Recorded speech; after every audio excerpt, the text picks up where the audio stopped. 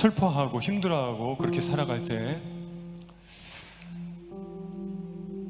예수님 찾아오셔서 울지 마라, 눈물 거두어라 말씀하시고 우리를 위로해 주시는 거예요. 그 시체에 손을 대신 주님이 우리에게도 찾아오셔서 손을 얹어 주실 줄로 믿습니다. 청년아 일어나라 이렇게 말씀하신 주님이 내게도 찾아오셔서 내가 힘들 때 일어나라 말씀하실 것입니다.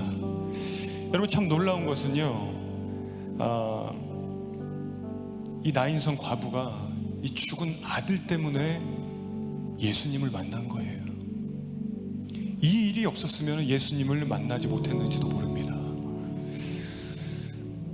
아들이 죽은 것은 충격이고 슬픔이고 고통인데 아들이 죽었기 때문에 예수님을 만나요.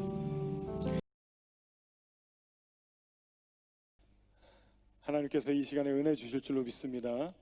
위로의 하나님을 붙들고 주의 영광 위에 살아라. 위로의 하나님, 우리에게 세임 주시는 하나님, 슬퍼하는 자에게, 아파하는 자에게, 힘들어하는 자에게 위로 주시는 주님, 그 주님 붙들고 주의 영광 위에 살라는 거죠. 오늘 본문의 내용은 자식을 잃은 한 여인이 나옵니다. 이 여자는 사실은 남편도 없어요. 그러니까 과부입니다. 남편도 미리 죽고, 그리고 자녀가 많지 않아요. 하나입니다. 하나. 아들 한 명, 외아들, 독자예요. 그런데 그 자식을, 아들을 잃게 된 거예요. 자식이 먼저 죽은 거예요.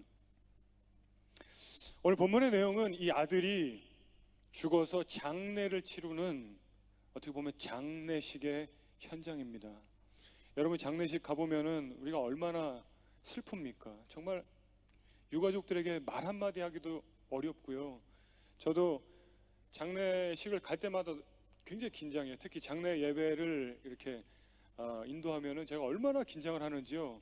오죽하면은 제 고관절이 장례 예배 때 다친 거예요. 너무 긴장하고 그 장례 예배 마치고 그 다음에 앉아서 이렇게 양반다리로 식사하고 일어나다가 고관절에서 뚝 하면서 다쳤는데, 지금 이게 그 장례가 그만큼 긴장이 되는 거예요. 막, 왜냐하면 유가족에게 어떠한 말로 위로를 해줄 수 있을까? 그런데 노인이 아니고 어른이 아니고 젊은 사람, 아들이 죽은 장례식이에요. 예수님이 본문에 보면은 죽어있는 그 송장, 죽은 그 여인의 아들에게 가서 청년아 일어나라 이렇게 얘기하는 부분이 있어요. 청년아 그랬어요. 청년아. 그러니까 나이를 대충 짐작할 수 있습니다. 나이가 어른이 아니고 청년이라고. 이 당시에는 20살만 넘어도 성인이니까 몇 살 정도 됐을까요? 아마 하이스쿨 학생 정도 됐을 겁니다. 청년아 일어나라 그러는데 20살도 넘지 않은 10대 청소년이었을 것입니다. 우리가 그런 말 있죠. 부모가 죽으면, 부모님이 돌아가시면 땅에다 묻고, 자식이 죽으면 가슴에다 묻는다. 가슴에. 그만큼 슬프다는 거예요. 자식이 죽으면 그만큼 감당하기 힘들다는 거예요. 제가 예전에 중국에서 사역했을 때 그때 그 교회에 한 젊은 부부가 있었는데요. 아기가 돌도 안 됐었던 아기로 제가 기억합니다. 근데 그 아기가 목욕하는 걸 좋아하는 거예요. 목욕하면은 생글생글 웃고 물놀이 하는 거 좋아하는 거예요. 그 아기 엄마가 그 바스 통에다가 세숫대 같은 거, 이렇게 아기들 누워 있는 거 있잖아요. 물 좀 잔잔하게 잠기게 하고 거기에 이렇게 해놓고 깜빡한 사이에, 다른 일을 본 사이에 아기가 사고가 난 거예요. 그 죽은 거예요. 제 기억에 제가 1년 동안 그 분들을 보는데 한 번도 웃은 적이 없어요. 그리고 단 한 번도 예배 때 찬송을 부르시는 걸 못 봤어요. 못 부르는 거지, 안 부르는 게 아니라 그 마음에 내 탓인 것 같기도 하고, 그 죽은 아기 마음에 묻은 거죠. 무슨 말로 누가 위로를 해줄 수 있겠습니까? 오늘 본문의 내용은 남편도 죽고 또 장성하지도 않은 너무나 일찍 죽어버린 아들, 하나밖에 없는 아들, 장례식의 현장입니다. 이보다 더 어려운 과부의 상황, 자식까지 죽은 상황, 이보다 더 아픈 슬픔 있는 상황 없지요. 그런데 여인이 예수님을 만나니까 어떻게 됩니까? 상황이 바뀌어버리는 거예요. 예수님이 그 장례식장의 상황을 완전히 바꿔버리셨어요. 그러니까 우리가 어려울 때 이런 말씀 보면 어떻게 되는가? 힘들 때, 슬플 때, 정말 절망적일 때, 정말 앞이 캄캄하고 이보다 더한 고통이 없다 이럴 때 예수님 붙들고, 우리 주님 붙들고 나가야 할 줄로 믿습니다. 첫 번째, 울지 마라입니다. 울지 말라. 이 눈물이 참 희한해요, 여러분. 눈물이 참 슬플 때도 눈에서 물이 나와요. 그런데 아플 때도 눈물이 나옵니다, 눈에서. 그죠? 그리고 희한한 거는 기쁠 때도 눈물이 나는 거예요. 너무 기쁠 때. 여성들은 막 프로포즈 받으면 하면서 갑자기 막 눈에서 막 눈물, 그럴 줄 몰랐는데 막, 그죠? 슬플 때, 아플 때 막 울면서 울면서 눈물 흘리고요. 저는 이제 호주에 와서 시티에 있는 한인교회를 사역을 했었을 때가 있는데요. 사례비를 받을 수 없는 작은 교회였습니다. 그 교회에서 이렇게 비자 영주권 스폰서만 해주는 것만 해도 사실은 참 감사하게 생각했고, 그때 이제 주중에 식당에서 일을 하고 그리고 또 사역도 하고 했는데, 주일날 교회 와서 예배를 드리면 찬양을 시작하면서 그냥 저는 눈물이 그냥 쏟아지더라고요. 그냥 이렇게 힘들게 막 일하고 그래서 그랬는지 몰라도, 아니면 은혜가 너무 그리워서 그러는지 예배가 너무 은혜가 되는 거예요. 그 눈물이 그냥, 우리가 어쩔 때는 찬양을 여러 곡을 불러도 마음이 냉랭할 때가 있습니다. 그런데 찬양 시작하면 벌써 그냥 하나님이 제 마음을 그냥 심령을 다 녹아내리게 하시는 거예요. 이거 어떻게 설명하겠어요? 근데 거짓말같이 매주 그러면, 매주 예배 때마다, 그때 제가 찬양 인도도 하는데 찬양 인도를 못하겠는, 막 너무 은혜가 되고, 그 주중에 또 이제 또 예배가 아닐 때는 너무 은혜가 안 되고 예배 때 오면은 너무 은혜가 되고. 그런데 제가 성경 보니까 다윗이 그렇게 매일 울다시피 하는 모습이 나오는데요, 얼마나 고통스러운지, 한 10여 년 정도 정치 망명해서 타국에서 얼마나 힘든지, 그 마음이 얼마나 방황을 하는지. 시편 56편 8절에 나의 눈물을 주의 병에 담으소서 그래요, 다윗이. 주님, 내 눈물을 주의 병에 담아 주십시오. 나의 방황을 주님이 아십니다. 나의 유리하는 것을 주님이 아십니다. 이것이 주의 책에 기록되어 있지 않습니까? 이런 기도를 합니다. 내 유리함을 주님이 계수하시지 않습니까? 그래요. 내 방황함을 주님이 다 보고 계시지요. 내 어려움을 다 보고 계시지요. 내 흐르는 눈물 다 보고 계시지요. 주의 병에 담아 주십시오. 주님이 다윗의 눈물을 기억하시고 귀하게 보셨는데, 동일하게 내 눈물, 우리 성도들의 눈물을 주님이 귀하게 보신다는 거예요. 왜 그렇습니까? 왜 우리의 눈물을 주님이 귀하게 보실까요? 이거 우리가 잘하고 못하고 그 문제가 아니에요. 자, 생각해 보세요. 어떤 아이가 막 닭똥 같은 눈물을 막 뚝뚝 흘리고 있어요, 우리 여기 교회 앞에서. 그럼 여러분 그냥 예배 끝나고 가시겠습니까? 혼자 막 눈물을 흘리고 있다면 가서 물어보겠죠. 이게 무슨 일인가? 눈물 펑펑 흘리고 있다면. 만약에 다른 아이가 아니라 내 아이라면, 내 아들 내 딸이라면 학교 갔다 와서 닭똥 같은 눈물 뚝뚝뚝 흘리고 막 우는데, 오자마자 방문 열고 침대에 쫙 슬라이딩하고 울고 있는데 여러분 그냥 있겠어요?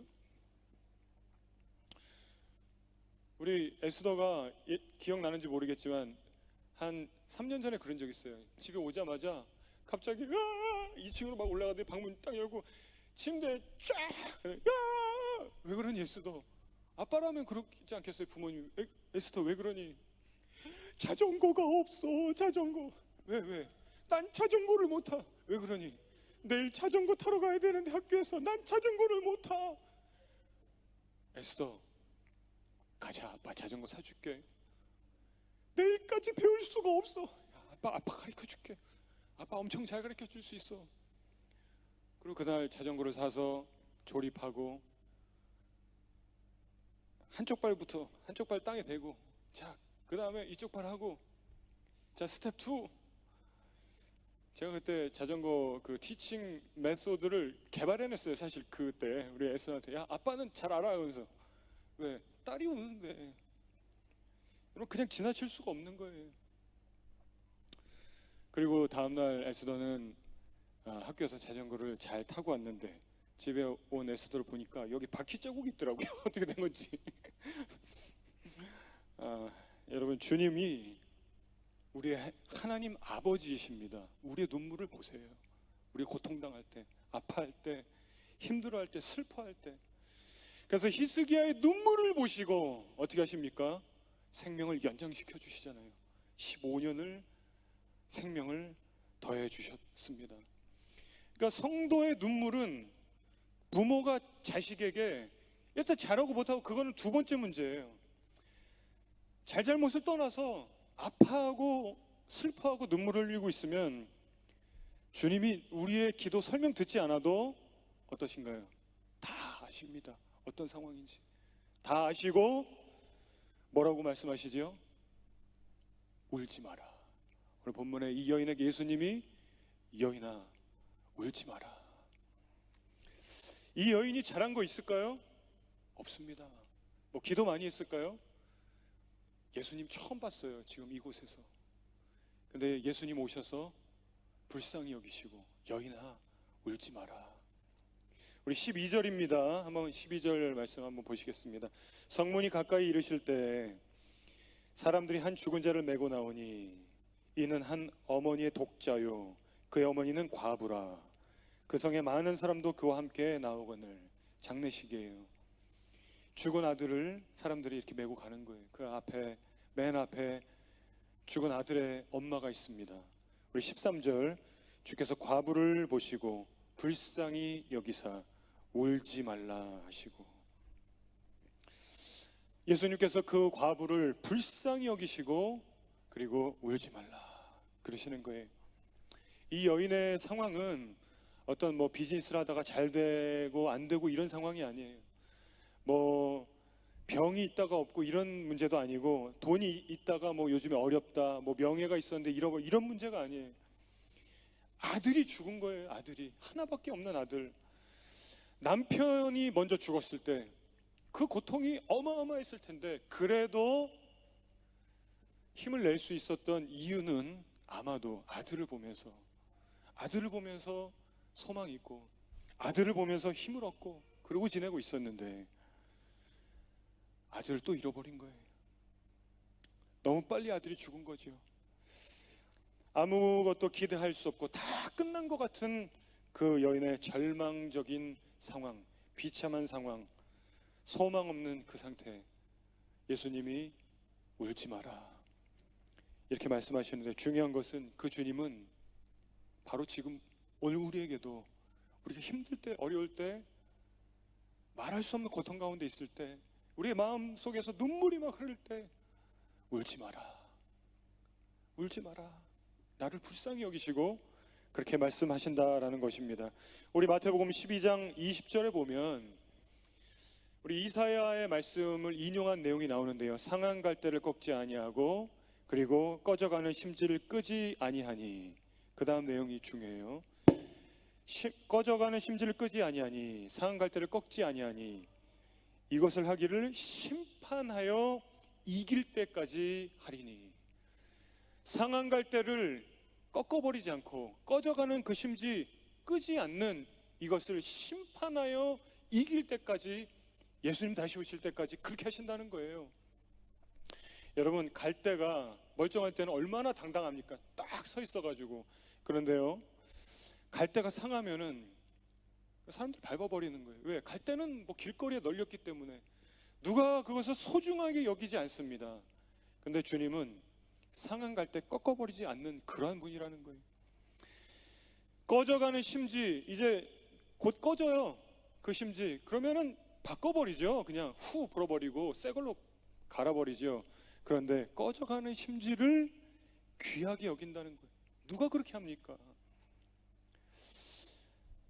제자들아, 저 여인은 소망 없으니 그냥 보내라, 이러시지 않는 거예요.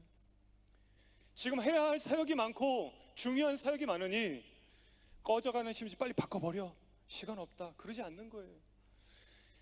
저 사람은 우리 교회에서 중요한 사람이 아니니 그냥 모른 척해라, 그러시지 않는 거예요. 꺼져가는, 죽어가는, 소망 없어 보이는, 다 상해버린 그 갈대 심지 살려내시는 거예요. 언제까지? 심판하여 이길 때까지. 여러분, 우리가 세상에서 그리고 교회에서도 이런 일들을 보게 됩니다. 미약한 사람, 어린 사람, 약자, 장애인, 그리고 교회 안에서 관심을 받지 못하는 사람, 약간 조금 내성적인 사람, 문제가 있어도요, 사람들이 잘 도와주지 않아요. 그래서 교회 안에서 그런 일도 불만일 때가 있습니다. 우리 목사님은 어떤 교회에서 헌금 많이 내시는 분만 좋아해, 장로님만 좋아해, 우리 교회 목사님은 막 그렇게 중직자들과 말 많이 하시고 그런 분들만 신경 쓰고 우리는 관심도 없어, 이런 얘기들이 많은 거예요.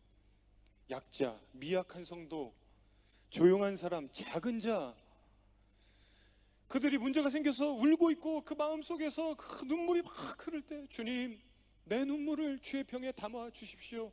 내가 방황하는 것을 아시죠? 주님의 책에 다 기록하고 계수하시죠? 이런 다윗의 마음처럼 그러고 있을 때, 주님은, 사람은 그 눈물 외면하고, 사람은 그 아픔 모른 척하고, 사람은 그냥 지나가지만 주님 어떻게 하신다고요? 불쌍히 여기시고 울지 마라, 위로해 주시는 거예요. 그리고 어떻게 하십니까? 두 번째, 문제를 해결해 주시더라는 거예요. 여러분, 우리가 절망하고 좌절하는 이유는 내 문제만 보이기 때문에 그래요. 이게 문제가 너무 크면 이 본문의 내용처럼 남편도 죽고 자식도 죽고 너무 감당할 수 없는 상황이 되면은 그거밖에 안 보이는 거예요. 주님 바라보지를 못해요. 천국 바라보지를 못합니다. 이게 나쁜 게 아니라 안 되는 거예요. 너무 힘드니까, 너무 어려우니까, 내 처지만 보이고 너무 슬프고 너무 상황이 안 좋기 때문에. 그런데 이 상황에 예수님이 그 동네에 오시게 됐고, 이 장례식의 장례의 이 행렬 가운데 맞닥뜨리게 되셨어요. 마주하게 되셨어요.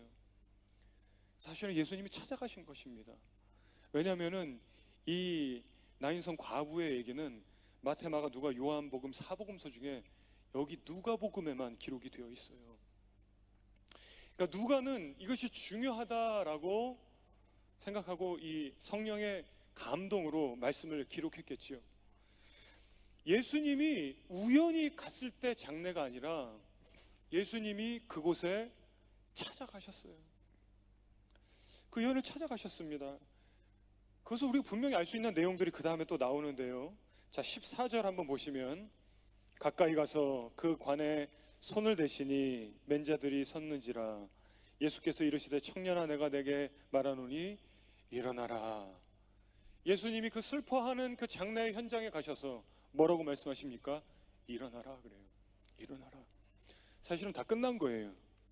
죽은 줄 알았다가 아니라, 뭐 기절했다, 뭐 암 말기였다, 이게 아니라 죽었어요. 장례 행진하고 있습니다. 세마포에 쌓아가지고 이 시신을, 그리고 사람들이 들고 가고 있어요. 그 앞에서 이 죽은 아들의 엄마는 그렇게 눈물을 흘리고 있는데 예수님이 그 장례 행렬과 맞닥뜨려서 오셔서, 청년아, 내가 내게 말하노니 일어나라. 이미 다 끝났는데, 죽었는데 그 관에다 손을 대시는데요, 당시에 관은 뚜껑이 없습니다, 오늘날처럼. 그러니까 시체에다 손을 직접 대신 거예요. 15절에 관에 손을 대고 일어나라 했더니 15절에 죽었던 자가 일어나 앉고 말도 하거늘 예수께서 그를 어머니에게 주시니. 예수님이 이 문제를 해결하시기 위해서 어떤 모습을 보이셨죠? 시체에 손을 대시고 청년아 일어나라. 여러분, 당시에는 시체에는 손을 대지 않아요, 유대인들은.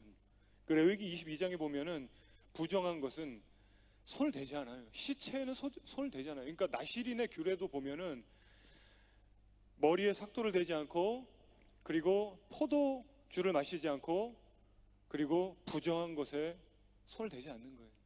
시체에 손 대지 않는 거예요. 그 나실인은, 왜냐면 난 거룩하다, 그런 규례들이 있지요. 죽은 사람의 관에 손을 대는 거 사람들이 깜짝 놀라는 거예요. 근데 예수님이 손을 대셨어요. 그리고 청년아 일어나라. 율법을 어기고 사람들이 막 비판하겠죠. 막 이제 막 공격하겠죠. 시체에 손을 댔다, 막 핍박이 있겠죠. 그럼에도 불구하고 예수님이 여인을 불쌍히 여기시고 문제를 해결해 주시기 위해서 손을 대고 청년아 일어나라. 왜 그래요? 가장 큰 이 죽음의 문제 예수님이 해결하시는 거예요. 해결하시는 걸 보여주시는 거예요. 나인성에 들어가셔서 이 무덤을 향해 가고 있는 이 시체, 그 행진, 이 사람들이 지금 장지로 가고 있잖아요. 그들에게 필요한 것은 돈도 아니고 명예도 아니고 성공도 아니고 죽음을 끝내버리는 거예요. 거기서 예수님이 돈을 주고 또 어떤 위로의 말과 어떤 무엇을 준다고 위로가 될까요? 거기에서 그 사람들의 그 장래 행렬 속에서 그 문제를 해결하는 방법은 죽음을 끝내는 거예요. 예수님께서 이 죽음의 절망, 죽어있는 청년을 살려내셨어요. 그래서 누가가 이 누가복음을 기록을 하면서 이 부분에서 처음으로 원어를 보면은 주님이라는 표현을 씁니다. 퀴리오스, 주님. 그 전에는 다른 사람이 예수님을 나의 주님 이렇게 불러요. 근데 누가가 여기서 처음으로 하나님의 아들, 그가 주시다, 이 사건을 통해서 죽음을 이기시는 예수님, 그분이 대단한 스승이나 어떤 선생님이 아니라 하나님의 아들이고 주님이다라는 사건이 되는 그런 일이었다라는 것입니다. 여러분, 주님은 염려, 걱정, 건강, 재정 문제뿐만 아니라 우리 죽음의 문제도 해결하시는 분이다라는 것을 보여주는 거예요. 여러분 믿으십니까? 그러니까 우리의 가장 큰 좌절과 슬픔과 고통이 뭐예요? 죽음에 대한 거예요. 가족의 죽음, 내가 죽으면 어떻게 했다, 이 염려, 걱정, 불안. 근데 주님이 죽음의 문제를 해결하는 걸 보여주심으로 다른 문제는 다 끝나는 거예요. 반대로 이 문제 해결 안 되면 돈 많고 건강 있고 성공해도 아무것도 아닌 것입니다. 그죠? 그러나 죽음의 문제 해결되면은 다른 것이 문제가 있어도 사실은 다 해결된 것인 줄로 믿습니다. 우리 세 번째, 하나님의 영광을 위하여입니다. 하나님의 영광을 위하여. 예수님이 병자를 고치시고 그리고 은혜를 베푸실 때는 공통점이 있어요. 예수님 물어보십니다. 믿음이 있느냐? 꼭 물어보세요. 내 믿음이 너를 구원하였다. 내 믿음대로 될지어다. 내 믿음이 크도다. 항상 믿음을 칭찬하셨어요. 믿음이 있는가? 그런데 오늘 이 본문의 사건은 이 여자는 믿음이 있어요, 없어요? 예수님 처음 만났어요. 믿음이 없는 사람이에요. 그런데 예수님은 믿음이 없는 이 여인에게 기적을 베풀어 주셨어요. 불쌍히 여겨주시고 울지 마라. 그리고 아들을 살려주셨습니다. 어떤 믿음의 행위, 믿음의 기도, 믿음의 고백, 그 앞에 나온 백부장처럼 주여 이런 거 하나 없었어요. 네, 예수님께서 이 죽은 아들을 살려주신 것은 내가 어떠한 분인가를 드러내고자 이 나인성에 들어가셔서 그 장래 행렬을 제자들과 무리들과 같이 가셔서 맞닥뜨려서 그 곳에서 죽은 자를 살려내시는 사건을 보여주신 것입니다. 우리 16절, 모든 사람이 두려워하며 하나님께 영광을 돌려 이르되, 이 죽은 자가 살아나니까 사람들이 깜짝 놀란 거예요. 그리고 어떻게 합니까? 하나님께 영광을 돌려 이르되, 큰 선지자가 우리 가운데 일어나셨다 하고 또 하나님께서 자기 백성을 돌보셨다 하더라. 이 죽은 자를 살려내는 이런 일이 없으면 저분은 우리가 대통령으로 세우자. 대단해, 놀라워, 그럴 수 있지만 죽은 자 살리시는 걸 보고 와, 하나님의 아들인가 보다, 대단한 큰 선지자구나, 사람들이 놀라는 거예요. 두려워하는 거예요. 하나님께 영광을 돌리고 이 소문이 막 퍼져나가는 거예요. 그 예수라는 그분이 보통 기적이 아니에요. 죽은 자도 살렸다고. 27절입니다. 예수께 대한 이 소문이 온 유대아 사방에 두루 퍼지니라. 여러분, 예수님께서 이 앞에 백부장의 하인을 고치는 기적을 행하시고 그리고 나인성까지 가는데 거리가 한 40km에서 50km 정도 되는 거리입니다. 굉장히 먼 거리예요. 그런데 거기를 예수님이 직접 찾아가셨어요. 그리고 죽음의 문제까지 해결할 수 있는 분임을 알려주시기 위해서 그곳에서 이 장례식의 현장에서 놀라운 기적을 베풀어 주셨습니다. 여러분, 우리가 이해하기 힘든 일이 있을 때, 어려운 일이 있을 때, 슬픈 일이 있을 때 어떻게 될까요? 주님 붙들어야 돼요. 주님은 죽은 자도 살리신다, 없는 것을 있게 하신다, 안 될 걸 되게 하신 하나님이시다. 그 일을 통해서 하나님이 영광 받으시는 줄로 믿습니다. 아무리 어려운 일이 있어도, 아무리 절망적인 일이 있어도, 아무리 슬픈 일이 있어도 주님이 내 앞에 찾아오시면 죽은 자도 살아나고 모든 문제가 해결되더라는 것입니다. 살려내시고 회복시키시고 일으키시는 줄로 믿습니다. 여러분, 말씀 정리하겠습니다. 최근에 우리가 코로나로 인해서, 이 바이러스로 인해서 좀 크게 깨달은 것이 뭐냐면은 돈, 권력, 인간의 지혜, 이런 것으로 바이러스 하나 해결하지 못한다는 거예요. 전 세계가. 그죠? 얼마나 돈이 많은 국가와 많은 사람이 있으며 또 얼마나 똑똑한 의사들이 많습니까? 그런데 이거 하나 해결하지 못하더라는 거예요. 무슨 말이냐면 인간은 참 대단한 것 같아도 무력하다는 거예요. 이 질병으로 바이러스 앞에 죽어갈 때 참 우리 무력한 존재라는 거예요. 우리는 아마 계속 그렇게 살 수밖에 없을 겁니다. 계속해서 어떤 바이러스, 질병 앞에 두려워하고 무력하게 그렇게 살아가게 되는 것이죠. 예측하지 못한 문제, 예측하지 못한 어려움, 예측하지 못한 고난,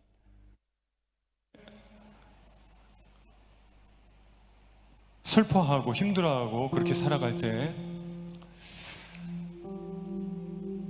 예수님 찾아오셔서 울지 마라, 눈물을 거두어라 말씀하시고 우리를 위로해 주시는 거예요. 그 시체에 손을 대신 주님이 우리에게도 찾아오셔서 손을 얹어 주실 줄로 믿습니다. 청년아 일어나라 이렇게 말씀하신 주님이 내게도 찾아오셔서 내가 힘들 때 일어나라 말씀하실 것입니다. 여러분, 참 놀라운 것은요, 이 나인성 과부가 이 죽은 아들 때문에 예수님을 만난 거예요. 이 일이 없었으면 예수님을 만나지 못했는지도 모릅니다. 아들이 죽은 것은 충격이고 슬픔이고 고통인데 아들이 죽었기 때문에 예수님을 만나요. 어떤 사람은 코로나 때문에 예수님을 만납니다. 어떤 사람은 사업의 실패 때문에 예수님을 만나게 됩니다. 어떤 사람은 감당할 수 없는 일이 다가와서 그 일 때문에 예수님을 만나게 됩니다. 그러니까 모든 일이 하나님의 섭리가 들어있더라는 거예요. 여러분, 위로의 하나님 붙드시고 어려움이 와도 슬픔이 와도 깜짝 놀랄 일이 있어도 기도하시면서 주님 꼭 붙들고 나갈 때 하나님이 우리 눈물 닦아주시고 주님의 영광 드러내는 일이 되게 하시고 그렇게 주님의 이름이 높여지는 역사가 이루어질 줄로 믿습니다.